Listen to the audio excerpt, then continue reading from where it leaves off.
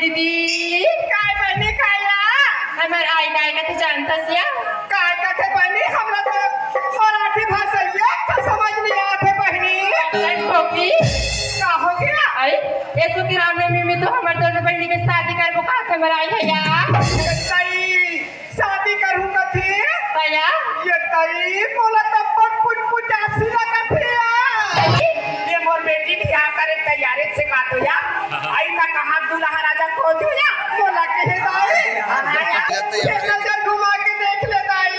देखा तो बेटी देखा तो या अब वही दागू बैठे था ये दाई सोना मार फुक ले पन लगाए हो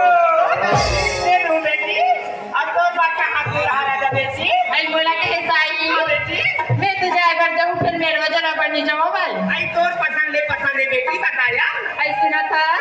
आई देखा था खाना बेटी भैया आते तुम खड़े होके फोटो लेते थे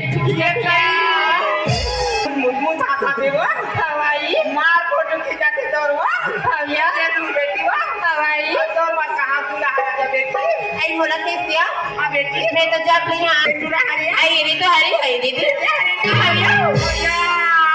तो लगा बेटी दे दूं भैया अब तोर मत खाना जा बेटी बोला कि आई हां आई वो तो 15 का ठिकाना तेरे को आई ये कर